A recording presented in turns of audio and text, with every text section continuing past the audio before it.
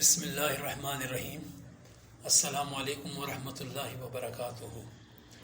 آج حضرت پیر سید مبشر حسین شاہ صاحب دامت برکاتہم العالیہ نے پنڈی کے ایک عالم جو خود کو سیالوی کہلاتے ہیں ان کا ایک کلپ بھیجا ہے اور ساتھ کہا ہے کہ سنیت کی روح کے خلاف انہوں نے باتیں کی ہیں اور خصوصاً اولیاء کرام کے فیضان کا انکار کیا ہے اور اولیاء کرام سے دعا ماننے کو صحیح نہیں کہا، احسن نہیں سمجھا، اور اسی طرح اولیاء کرام کی شاید ان کی تعلیمات اور ان کے فیوز و برکات سے بھی انکار کیا ہے۔ تو پیر صاحب کی یہ خواہش تھی کہ میں اس کا جواب دوں، تو میں آپ کے حکم پہ اللہ تبارک و تعالیٰ کی رضا کے لیے اس کا جواب دے رہا ہوں۔ اللہ میں حق سمجھنے کی توفیق عطا فرمائے۔ سنیت میں بڑے فتنے پیدا ہو گئے، اب سنیت وہ سنیت نہیں رہی جو حضرت امام حسن مجتبیٰ کے وسیلے سے ہمیں ملی تھی۔ اب تو سنیت میں بہت سی باہر کی باتیں داخل ہو گئی ہیں، جن باتوں کو کل ہم غلط کہتے تھے وہی باتیں آج ہمارے اندر شامل ہو گئی ہیں۔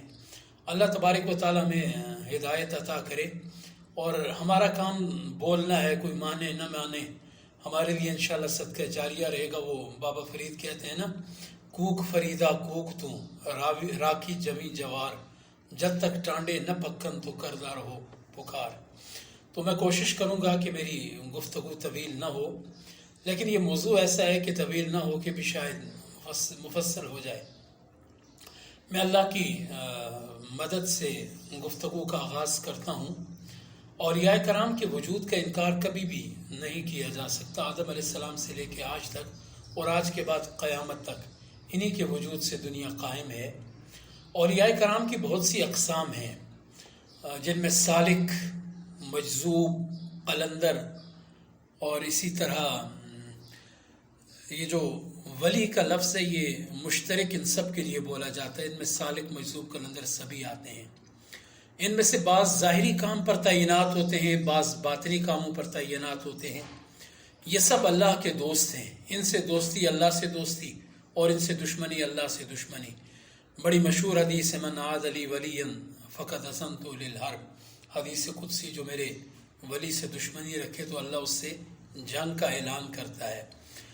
تو میں پنڈی کے سیالوی صاحب کی طرح گالیاں تو نہیں نکالوں گا، اور نہ ہی ہمارا مشرب ہے، ہمارا مشرب معاف کر دینا ہے، لیکن بہرحال میں گفتگو ضرور کروں گا کہ اس لیے کہ حق واضح ہو جائے۔ یہ اولیاء کرام کے خلاف گفتگو کر کے سنیت کی خدمت نہیں ہو رہی، بلکہ اللہ تبارک و تعالیٰ سے جنگ کا اعلان ہو رہا ہے۔ پہلا میں نے کہا کہ سالک ہوتا ہے، سالک راہ سلوک میں رہ کے ظاہری شرع پر عمل کرنے والا ہوتا ہے۔ یہ تقوی اور طہارت کے اعلیٰ مقام پر فائز ہوتا ہے۔ یہ ہوش میں ہوتا ہے اور ہوش میں رہ کے ہوش مندوں کی تربیت کرنے والا ہوتا ہے۔ اس کا سلسلہ بھی ہوتا ہے، مریدین بھی ہوتے ہیں۔ یہ شریعت اور طریقت کی میں اپنے میخانوں سے پلاتے ہیں، اور یہ اللہ تبارک و تعالیٰ کی طرف کے راستے کی طرف ہدایت کا باعث بنتے ہیں۔ دوسری قسم مجذوب ہے۔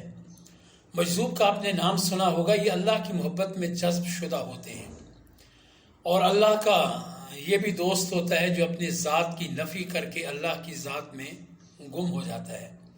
اس پر چونکہ یہ ہوش میں نہیں ہوتا تو ظاہری شرع ساقط ہو جاتی ہے، لیکن کبھی کبھی جب نماز کا وقت آتا ہے خصوصاً تو اللہ تبارک و تعالیٰ ان کو ہوش عطا کر دیتے ہیں اور یہ فرائض ادا کرتے ہیں۔ مجذوب کی بڑی نشانی یہ ہوتی ہے کہ یہ کبھی مانگتا نہیں ہے۔ اگر کوئی مانگنے والا ہو تو وہ مجذوب نہیں ہے۔ ہمارے ہاں جو عام سڑکوں گلیوں میں مانگتے ہیں تو کہتے ہیں یہ مجذوب ہے، وہ مجذوب نہیں ہوا کرتا، بلکہ مجذوب اگر ایک سے لے، کوئی اس کو دے دے تو وہ دوسرے کو دے دیتا ہے۔ تو اس سے بھی بڑی نشانی میں آپ کو مجذوب کی بتاؤں، اگر آپ نے پہچان کرنی ہو تو مجذوب کبھی سید کی طرف پشت نہیں کرتا، پیٹھ نہیں کرتا۔ یہ بڑی ان کی نشانی ہوتی ہے، ادب آداب والے ہوتے ہیں، اور ان سے دعا بڑی مشکل سے کروائی جاتی ہے۔ کر لیتے ہیں لیکن کسی خاص کے کہنے پہ دعا لینا ان سے مشکل ہوتا ہے۔ تیسرا میں نے کہا قلندر۔ ان میں سالک اور مجذوب دونوں کی کیفیات ہوتی ہیں۔ قلندر میں کبھی یہ سالک ہوتے ہیں، کبھی مجذوب ہوتے ہیں، کبھی باہوش ہوتے ہیں، کبھی بے ہوش ہوتے ہیں، کبھی ہوش میں ہوتے ہیں اور کبھی ہوش میں نہیں ہوتے۔ وہ بڑا مشہور شعر ہے نا، مفلس کے لیے ہے نہ تونگر کے لیے ہے، کونین کی ہر شے قلندر کے لیے ہے۔ قلندر کا ایک نام کل اندر بھی ہوتا ہے کہ کل جہاں اس کے اندر پوشیدہ ہے۔ اولیاء کرام آدم علیہ السلام سے لے کے تا قیامت رہیں گے۔ اور آگے پھر اولیاء کرام کی مزید دو قسمیں ہیں، ایک اولیاء ظاہرین ہوتے ہیں، دوسرے اولیاء مستورین ہوتے ہیں۔ یہ جو ظاہرین اللہ کے ولی ہوتے ہیں، ان کے سپرد خدمت ہدایت خلق ہوتی ہے، یہ لوگوں کو راہ خدا دکھاتے ہیں، ان کی وجہ سے لوگوں کے لطائف ذاکر ہوتے ہیں، اور ان کی وجہ سے لوگ جہنم کی راہ چھوڑ کے جنت کی طرف چلے جاتے ہیں۔ جبکہ جو اولیاء مستورین ہوتے ہیں، ان کے ذمہ امور تکوینی ہوتے ہیں، یہ صاحب خدمت ہوتے ہیں، انہیں رجال الغیب بھی کہا جاتا ہے، اور یہ انہیں مردان غیب بھی کہا جاتا ہے۔ یہ ہم میں رہتے ہیں لیکن ہمیں ان کی پہچان نہیں ہوتی، لوگ ان سے حسد بھی کرتے ہیں، اور اللہ تبارک و تعالی ان کے حسن احوال اور ان کے کمالات باطنی اغیار کی نگاہ سے پوشیدہ رکھتا ہے۔ انہی کے بارے میں کہا گیا اولیاء تحت قبائی لا یعرفہم غیری، کہ جو میرے ولی میرے دوست ہوتے ہیں، یہ میری قبا کے نیچے ہوتے ہیں اور میرے سوا انہیں کوئی پہچانتا نہیں ہے۔ یہ بہت سے ہیں، یہ تیرے پراسرار بندے جنہیں تو نے بخشا ہے ذوق خدائی۔ ہم ظاہر بین لوگ کیا جانیں، اللہ اکبر۔ اولیاء کرام میں سے 4000 ہر وقت پوشیدہ رہتے ہیں، بلکہ ان کے حال کی خوبی خود ان سے بھی پوشیدہ رہتی ہے۔ 300 اخیار ہر وقت موجود رہتے ہیں، 40 ابدال موجود رہتے ہیں، اور 7 ابرار ہر وقت موجود رہتے ہیں، 4 کتب ہر وقت موجود ہوتے ہیں، 1 غوث ہر وقت اس دنیا میں موجود رہتے ہیں۔ بعض ان میں عارف ہوتے ہیں۔ عارف ہوتا ہے جس کو اپنی ذات کا عرفان ہو جائے۔ عالم راز میں عارف کا دل ایک آئینہ ہے، اگر کوئی عارف کا نور دیکھ لے تو سوختہ ہو جائے، جل جائے، اس لیے کہ وہ مقام عشق پہ فائز ہوتا ہے، بلکہ وہ اپنے مقام عشق کا نور خود بھی برداشت نہیں کر سکے، اگر دیکھ لے تو وہ بھی جل جائے۔ قدرت اپنا پیغام پہنچانے کے لیے دیے سے دیا جلاتی ہے۔ یہ جو رسول اللہ صلی اللہ علیہ وآلہ وسلم نے ولایت کے چراغ روشن کیے، کبھی علی المرتضیٰ کرم اللہ وجہ الکریم کی صورت میں، کبھی سیدنا ابو بکر صدیق رضی اللہ عنہ کی صورت میں، پھر یہ باطنی علم ادھر تک محدود نہیں رہا بلکہ یہ آگے پھیلتا رہا، چراغ سے چراغ جلتا رہا، دیے سے دیا جلتا رہا۔ یہ غوث، کتب، ابدال، کلندر، اخیار اور یہ عارف قدرت کے وہ ہاتھ ہیں جن میں روشنی کے چراغ روشن ہیں۔ یہ ملکوں پہ حکومت نہیں کرتے، یہ دلوں پہ حکومت کرتے ہیں۔ یہ جو قلندر ہوتا ہے نا، یہ زمان اور مکان کی قید سے آزاد ہوتا ہے، یہ حرص، طمع اور لالچ سے پاک ہوتا ہے، یہ مخلوق کی گفتگو بڑی توجہ سے سنتے ہیں اور ان کی شکایات کا تدارک بھی کرتے ہیں اور ان کی مشکلات کا ازالہ بھی کرتے ہیں، اس لیے کہ اللہ نے ان کی ڈیوٹی لگائی ہوتی ہے۔ یہ وہ ہیں جنہیں اللہ دوست رکھتا ہے، اور اللہ انہی کے بارے میں کہتا ہے کہ میں ان کے کان بن جاتا ہوں، میں ان کے ہاتھ بن جاتا ہوں، میں ان کی زبان بن جاتا ہوں۔ گفتہ اللہ بود گرچہ از حلقوم عبداللہ بود۔ تو ان سے جہاں آپ کو اللہ کے ولی نظر آ جائیں تو نگاہ پھیر کے گزر نہ جایا کیجیے، بلکہ ان کی محفلوں میں بیٹھا کیجیے۔ صحبت صالح ترا صالح کند، جو نیکوں کی صحبت ہے وہ صحبت نیک بنا دیا کرتی ہے۔ اگر آپ جس نیت سے بھی ان کے پاس جائیں، لیکن ان کے پاس جب آپ رہیں گے تو اللہ کی قسم ان کی صحبت آپ کو نیک بنا دے گی۔ وہ کہتے ہیں نا کہ چنگے بندے دی صحبت یارو جویں دکان اتاراں، سودا بھاویں مل نہ لئیے ہلاہن ہزاراں۔ تو یہ خوشبوؤں کا پیکر ہیں، یہ خوشبوئیں بانٹنے والے لوگ ہوتے ہیں۔ اللہ کے ولی سے دشمنی نہ کرنا، دنیا بھی برباد ہو جائے گی، آخرت بھی تباہ ہو برباد ہو جائے گی۔ ان کے قدموں میں رہنا اور ان سے فیض حاصل کرتے رہنا۔ اللہ ان کی زیادہ سنتا ہے، اس لیے کہ اللہ کے قریب ہوتے ہیں۔ ہم تو حرام کھاتے ہیں، ہم تو حسد کرتے ہیں، غیبت کرتے ہیں، اور لوگوں کے بارے میں ہمارے دلوں میں کھوٹ اور میل ہوتا ہے.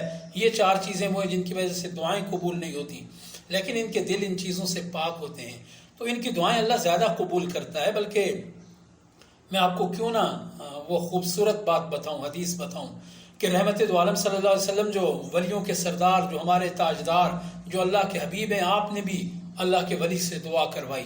وہ صحابی بھی نہیں تھے خواجہ ویسے کرنی رضی اللہ تعالیٰ عنہ، لیکن رحمت دو عالم صلی اللہ علیہ وسلم نے اپنا جبہ مبارک دے کے مولا علی اور حضرت عمر فاروق رضی اللہ عنہ کو بھیجا اور پیغام بھیجا کہ میری امت کے لیے دعا کریں. تو ولیوں سے دعا کروانا شرک نہیں ہوا کرتا، بلکہ یہ تاجدار مدینہ صلی اللہ علیہ وآلہ وسلم کی سنت ہوا کرتی ہے.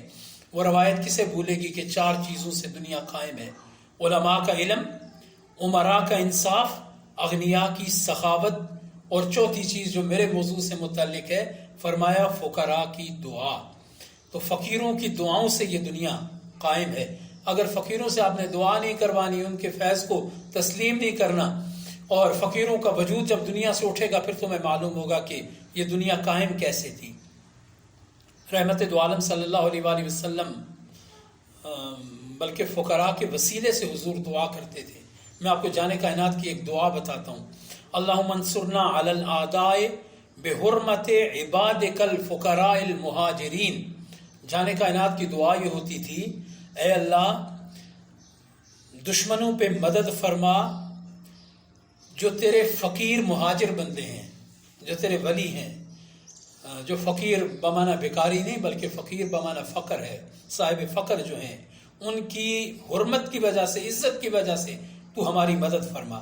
ترمذی کتاب الدعوات، نابینا شخص حضور رحمت دو عالم صلی اللہ علیہ وسلم کے پاس آیا: یا رسول اللہ میری بینائی نہیں ہے، کرم کریں مجھے بینائی عطا ہو جائے. فرمایا کیا تو جنت میں اس سے بہتر بینائی نہیں لینا چاہتا؟ کہا آقا وہ تو آپ کے صدقے جنت مل ہی جائے گی، تو مجھے دنیا میں بھی میں دنیا کے رنگ دیکھنا چاہتا ہوں. تو پھر رحمت دو عالم صلی اللہ علیہ وسلم نے جو طریقہ سکھایا کہ وضو کر کے نماز پڑھ کے میرے وسیلے سے دعا مانگو اور مجھے اللہ کی بارگاہ میں وسیلہ بناؤ، اس نے ایسا ہی کیا. مسجد سے گیا، نابینا تھا، مسجد میں واپس آیا تو اللہ نے بینائی عطا کر دی تھی. تو نیکوں کے وسیلوں سے طلب کرو، اللہ تبارک و تعالی عطا فرما دیا کرتا ہے. حضرت ابو ایوب انصاری رضی اللہ تعالیٰ عنہ ایک مرتبہ حضور رحمت دو عالم صلی اللہ علیہ وسلم کے مرکز نور پہ گئے اور جانے کائنات صلی اللہ علیہ وسلم کی قبر مبارک پہ آپ نے منہ رکھا. تو مروان نے کہا کہ کیا کر رہے ہو؟ فرمایا میں حضور کے پاس حاضر ہوں، کسی پتھر کے پاس نہیں آیا. حاکم مستدرک کی حدیث نمبر 8571 ہے. شاہ نقشبند بخاری فرماتے ہیں 30 برس سے یہ حالت ہے. جو کچھ بہاؤدین کہتا ہے خدا وہی کرتا ہے. یہ شاہ بہاؤدین کے ملفوظات میں آپ ملاحظہ کر سکتے ہیں. تو جب یہ اس مقام پہ پہنچ جاتے ہیں پھر ان سے دعا نہ کروانا بد نصیبی کے سوا اور کیا کہا جا سکتا ہے. اور بلکہ صحابہ کرام کا معمول یہ تھا. حضور کے چچا عباس رضی اللہ تعالیٰ عنہ اللہ کے ولی تھے، ان کے وسیلے سے بارش کی دعا کیا کرتے تھے اور بارش ہوتی بھی تھی. اللہ نے خود کہا وَلَوْ أَنَّهُمْ إِذْ ظَلَمُوا أَنفُسَهُمْ جَاءُوكَ کہ بعد از وصال بھی دعا کا ثبوت ہے کہ جب جانوں پہ ظلم کر بیٹھو تو رسول اللہ صلی اللہ علیہ وسلم کی بارگاہ میں آؤ.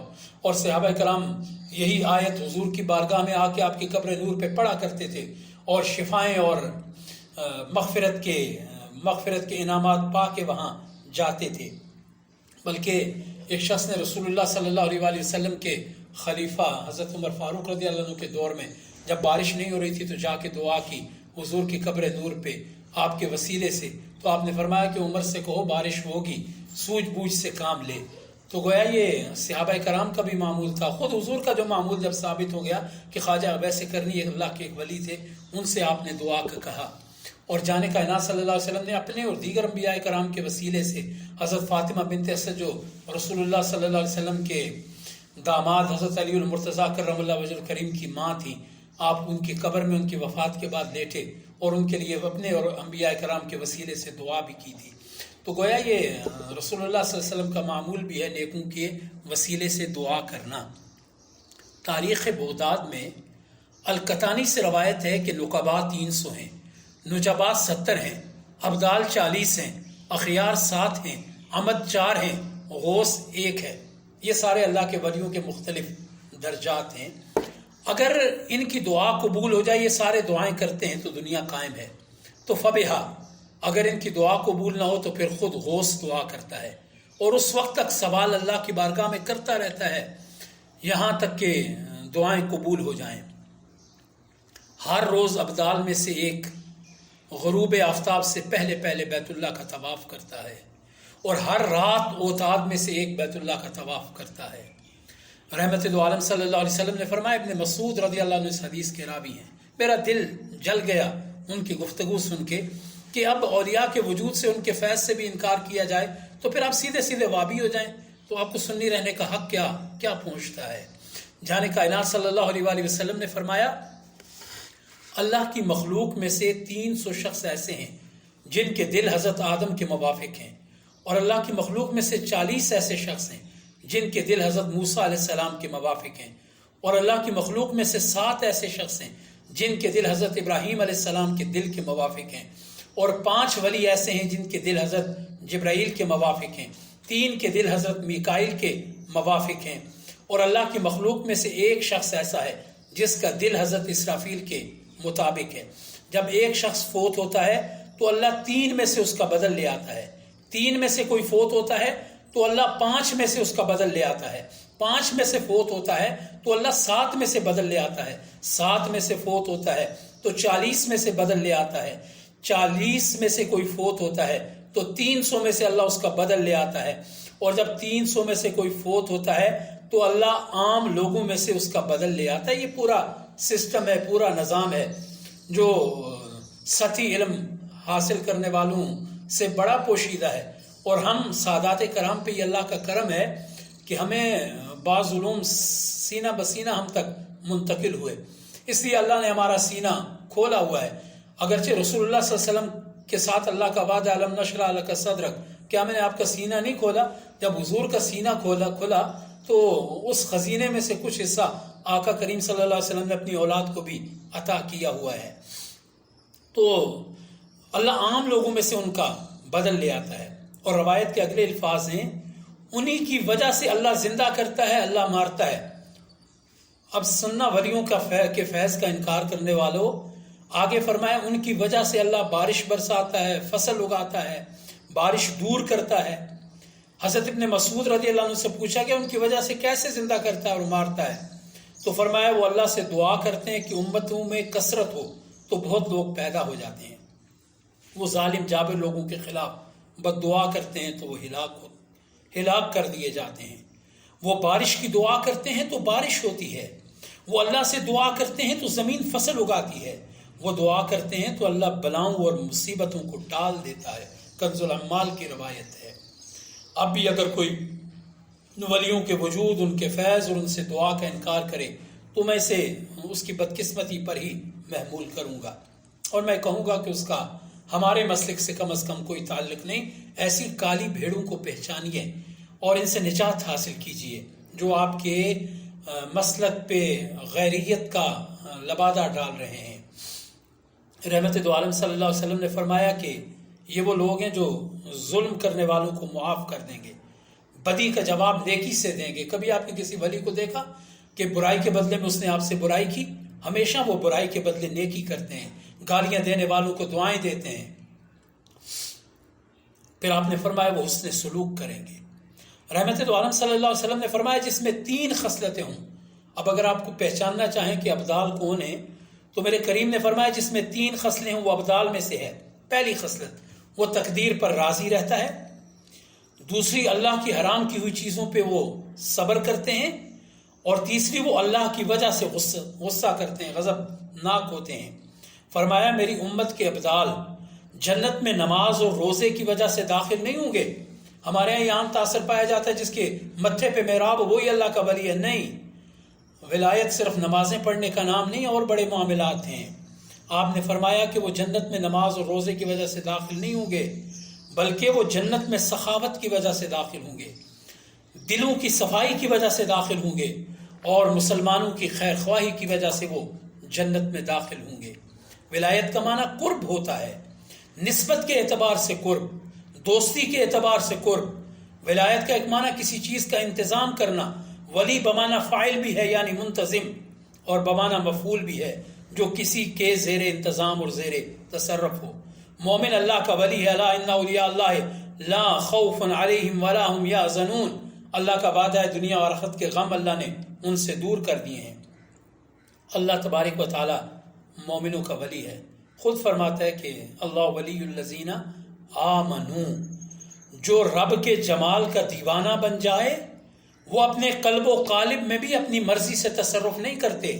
یاد رکھنا وہ اللہ کی مرضی سے یا ان کے ہدایت پر قائم ہونے کا اللہ متولی ہے.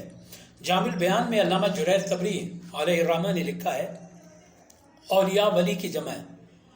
ولی کا معنی ہوتا ہے نصیر, مدد کرنے والا. لا خوف, نہ انہیں دنیا کے فوت ہونے کا غم ہوگا نہ انہیں اپنے عطاب کا خوف ہوگا, اس لیے کہ اللہ ان سے راضی ہو گیا. جن سے اللہ راضی ہو گیا تم بے شک ان سے ناراض ہوتے رہو, انہیں کیا فرق پڑتا ہے. رحمت دو عالم صلی اللہ علیہ وسلم سے سوال کیا گیا کہ اولیاء اللہ کون ہیں؟ فرمایا یہ وہ لوگ ہیں جب یہ دکھائی دیں تو اللہ یاد آ جائے. کتنے لوگ ہیں صاحب جب انہیں دیکھو گے تو تمہیں اللہ یاد آ جائے گا. وہ خود کو ولی کہیں نہ کہیں, ان کے مرید ہوں نہ ہوں, انہیں دیکھو اللہ یاد آ جائے تو سمجھ لو کہ اللہ کے ولی ہیں. حضرت عمر فاروق رضی اللہ تعالیٰ عنہ اس حدیث کے راوی ہیں, فرماتے ہیں رسول اللہ صلی اللہ علیہ وسلم نے فرمایا اللہ کے بعض بندے ایسے ہیں جو نہ نبی ہیں نہ شہید ہیں مگر اللہ کے ہاں ان کا مرتبہ دیکھ کے انبیاء اور شہداء بھی ان کی تحسین کریں گے. پوچھا گیا یہ کون لوگ ہیں؟ فرمایا جو لوگوں سے محض اللہ کی وجہ سے محبت کرتے ہیں. ان کا مال مرتبہ دنیا دیکھ کے ان سے محبت نہیں کرتے بلکہ ان کا مقام قرب الہی دیکھ کے اور مقام فنائیت دیکھ کے ان سے محبت کرتے ہیں. وہ فنا فی الرسول, فنا فی اللہ کے مقام پہ فائز ہوتے ہیں, اس لیے وہ ان سے محبت کرتے ہیں. پھر فرمایا وہ نور کے منبر پر ہوں گے. جب لوگ خوف زدہ ہوں گے یہ بے خوف ہوں گے. پھر آقا کریم نے آئے مبارکہ تلاوت کی الا ان اولیاء اللہ لا خوف علیہم ولا هم یحزنون. یہ ابو داود کی روایت ہے. ابو ہریرہ رضی اللہ تعالیٰ عنہ راوی ہیں, رسول اللہ صلی اللہ علیہ وسلم نے فرمایا من عاد لی ولیا فقد اذنت للحرب. جو میرے ولی سے دشمنی رکھے. اب میں اگر وہ کلپ آپ کو سناؤں تو سیدھا سیدھا نظر آتا ہے وہ اللہ کے ولی کی دشمنی میں بول رہے ہیں. صاحب اولیاء اللہ کے مزارات پہ سجدے نہیں کیے جاتے, ان سے مانگا نہیں جاتا. یہ شرک ہے ان سے ان کے قبر پہ سجدہ کرنا, چاہے تعظیمی سجدہ ہو چاہے سجدہ عبادت ہو. اور وہ خدا بھی نہیں ہوتے, اللہ کے بندے ہوتے ہیں. تو ان سے یہ کہا جاتا ہے کہ اللہ کی بار وہ خود نہیں دیتے, وہ اللہ سے لے کے دیتے ہیں. تو ان کے پاس اگر جایا جائے تو ان کے وسیلے سے دعا مانگی جائے. اگر صاحب قبر ہیں, اگر زندہ ہے تو ان سے دعا کی درخواست کی جائے. اللہ تبارک و تعالیٰ ان کی دعائیں قبول کرتا ہے. مجھے اللہ تبارک و تعالیٰ وہ حدیث قدسی میں ہے نا کہ مجھے زیادہ محبوب عبادت فرض عبادت ہے. تو پھر فرمایا جو نفل زیادہ پڑھتا ہے میں اسے محبوب بنا لیتا ہوں, اور جب میں اس کو محبوب بنا لوں تو اس کے کان ہو جاتا ہوں جن سے وہ سنتا ہے, آنکھیں ہو جاتا ہوں جن سے وہ دیکھتا ہے, ان کے ہاتھ ہو جاتا ہوں جن سے وہ پکڑتا ہے, ان کے پیر ہو جاتا ہوں جن سے وہ چلتا ہے. وہ مجھ سے سوال کرے تو میں ضرور عطا کرتا ہوں, وہ مجھ سے پناہ طلب کرے تو ضرور دیتا ہوں. یہ بخاری شریف کی حدیث نمبر 6502 ہے. تو رحمت دو عالم صلی اللہ علیہ وآلہ وسلم نے کتنی صراحت سے ہمیں ان کی فضائل بھی بیان کر دیے, ان کی کوالٹیز اور خوبیاں بھی بیان کر دی, ان کی پہچان بھی بتا دی. بہقی میں ایک روایت ہے کہ اب ابن حجر نے بھی لکھا ہے, عبد الواحد کی روایت میں اضافہ ہے میں اس کا دل ہو جاتا ہوں جس سے وہ سوچتا ہے, میں اس کی زبان ہو جاتا ہوں جس سے وہ کلام کرتا ہے. فتح الباری اٹھائیے جلد 11 صفحہ 344. تو بندہ اپنے کانوں سے, اس کا مطلب یہ ہے نا کہ میں اس کے کان ہو جاتا ہوں. یہ مطلب نہیں کہ اللہ کان بن جاتا ہے, بلکہ اس کا مطلب یہ ہے بندہ اپنے کانوں سے وہی سنتا ہے جس کے سننے کا حکم اللہ نے دیا ہے, اور وہ اپنی زبان سے وہی بولتا ہے جس کے بولنے کا اللہ نے حکم دیا ہے. کوئی غلط بات ان سے سرزد نہیں ہوتی. تو جب بندہ اس مقام پہ پہنچ جائے کیا ان کی دعائیں رائے گاں جاتی ہیں؟ ہرگز نہیں, ہرگز نہیں. یہ نسبتیں قیامت کے دن بھی کام آئیں گی. وہ بڑی مشہور روایت میں سناؤں, بات طویل ہوگی بس میں مختصر کرتا ہوں. بڑی مشہور روایت ہے کہ قیامت کا دن ہوگا, ایک جنتیوں کی صف ہوگی ایک جہنمیوں کی صف ہوگی. تو جہنمیوں کی صف میں سے ایک آدمی نکلے گا, جنتیوں کی صف میں جائے گا اور جا کے ان سے کہے گا کہ کیا آپ نے مجھے پہچانا؟ انا الذی سقیتک شربۃ, میں دنیا میں آپ کو نیک سمجھ کے آپ کو شربت پلایا تھا, پانی پلایا تھا, کیا میری نیکی رائے گاں چلی جائے گی؟ اللہ کا ولی اس کی شفاعت کرے گا اور وہ جنت میں داخل ہو جائیں گے. پھر ایک دوسرا آئے گا انا الذی وہبت لک وضوا، میں نے ولی سمجھ کے پانی دیا تھا وضو کا، پھر وہ بھی شفاعت کریں گے، وہ جنمی جنت میں داخل ہو جائے گا۔ تو اتنی چھوٹی چھوٹی نیکیاں بھی کام آنے والی ہیں۔ اللہ کے ولیوں کو معمولی نہ سمجھنا، ان کا دامن پکڑ لینا، ان کا دامن رحمت نجات والا ہے۔ تو بندہ دوام عبادت سے اس مقام پر جب پہنچ جاتا ہے کہ کانوں سے وہی سنتا ہے جس کے سننے کا اللہ نے حکم دیا ہے، تو پھر اللہ کا نور جلال اس کے کان ہو جاتا ہے، وہ قریب اور دور سے سن لیتا ہے۔ جس طرح حضرت عمر فاروق رضی اللہ تعالیٰ عنہ نے یا ساریہ الجبل کہا تھا، کتنے دور سے سنایا اور انہوں نے سنا۔ تو یہ اولیاء کرام کی ہی شانیں ہو سکتی ہیں۔ اور غوث اعظم نے نہیں کہا تھا نظرت الی بلاد اللہ جمن کا خردلۃ علی حکم اتصالی، میں نے اللہ کے ممالک کو، بلاد کو دیکھا جیسے ہتھیلی پہ رائی کا دانہ رکھا ہوتا ہے۔ اس مقام والے اللہ سے عجز اور انکسار کے ساتھ اپنی بات منوا لیتے ہیں۔ ان سے دعائیں کروانا اور ان کے فیض سے حصہ لینا کبھی ترک نہ کرنا۔ تفسیر کبیر جلد 7 صفحہ 436 آپ فرماتے ہیں کہ وہ اللہ کی صفات کا مظہر ہو جاتا ہے، لیکن رہتا بندہ یہ خدا نہیں بن جاتا۔ جیسے آئینہ میں عکس ہونے سے آئینہ وہ چیز نہیں بن جاتا، بلکہ اس کی صورت کا وہ مظہر ہو جاتا ہے۔ رحمت دو عالم صلی اللہ علیہ وسلم نے نہیں کہا من رآنی فقد رأى الحق، جس نے مجھے دیکھا اس نے حق کو دیکھا۔ تو یہ جتنے اولیاء ہیں نا، حضور رحمت دو عالم نے فرمایا علماء امتی کانبیاء بنی اسرائیل، یہ بنی اسرائیل کے انبیاء کی طرح ہیں۔ کتنے ولی آپ نے دیکھے، بلکہ ہمارے آباء و اجداد میں سے بھی حضرت امیر کبیر سید علی حمدانی علیہ الرحمہ نے مردے زندہ کیے، غوث اعظم نے زندہ کیے۔ تو یہ مقامات اور یہ مرتبے اللہ تبارک و تعالیٰ ان کی ریاضات کی وجہ سے بھی عطا کرتا ہے۔ بعض اللہ کے ولی کسب سے بنتے ہیں، بعض مجاہدے سے بنتے ہیں، اور بعض اللہ کے ولی وہب سے بن جاتے ہیں، وہ بھی ولی ہوتے ہیں بغیر محنتوں کے، جنہیں اللہ عطا کر دیتا ہے۔ تو دعا یہ کرے کہ اللہ ہمیں بھی اگر اپنے اولیاء کرام کے خادموں میں سے رکھے تو یہی ان کے نوکروں میں سے رہنا ہماری سعادت ہوگی۔ وما علینا الا البلاغ۔